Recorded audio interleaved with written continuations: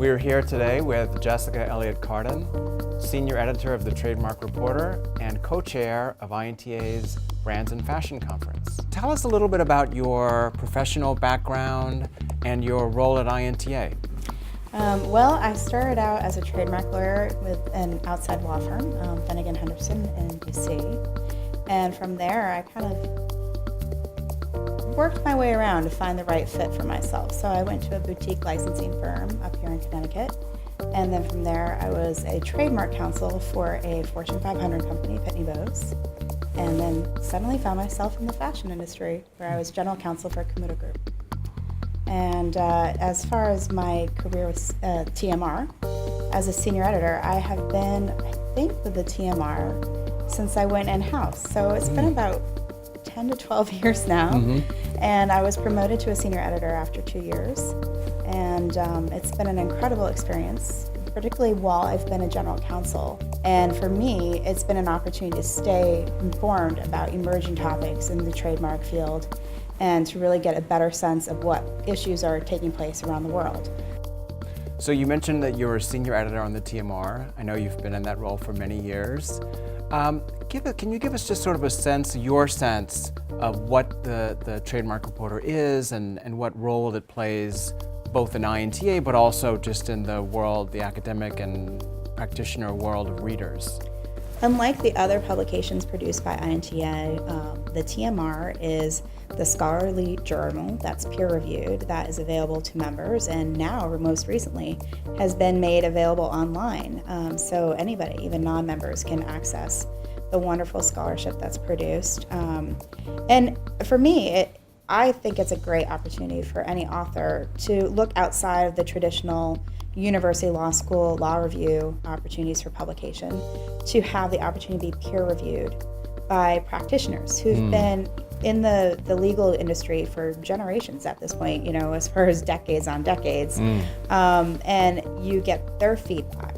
And these are people who live and breathe cutting edge trademark issues every day, who have the opportunity to give you some critical, constructive feedback on your piece of, you know, scholarship and your author submission, and help you make it into something better. And I think that is the real value of the TMR as a publication source. And I think for the general membership and any other interested readers outside of INTA, what's really interesting about it is that there's always really cutting edge pieces from an academic point of view, but there's also really great useful pieces that are practitioner oriented, that will give you tips on how to maybe adapt to a changing law or statute in a different country. And another evolution in the past few years has been the introduction of commentary style pieces, which are shorter, and to be frank, as someone who's done one before and authored one, is a great opportunity, I think, for corporate in-house counsel to pursue an avenue to publication, because certain niche issues or topics come up that may cross your path in your practice as an in-house practitioner that might actually reach an in-house practitioner before it reaches an outside counsel.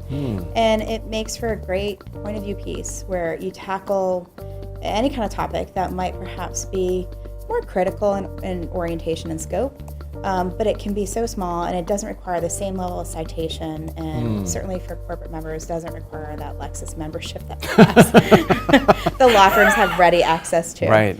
And we also from time to time include book reviews. So I think there's a little something for everybody in the TMR issue, which is why it's a great piece of scholarship and a handy resource every 2 months and 6 times a year.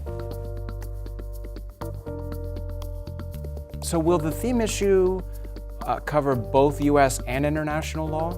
The goal with the theme issues every year is to try to have a comparative perspective as well. I think it's very helpful to practitioners who are living and breathing legal issues in this global marketplace to understand how the law might be different in the U.S. for design protection, for instance, for a fashion article, versus how it might compare in Europe or even in China, and what might be the enforcement issues that you face in each of those countries. And there's changes afoot on the legal level in so many of these regions.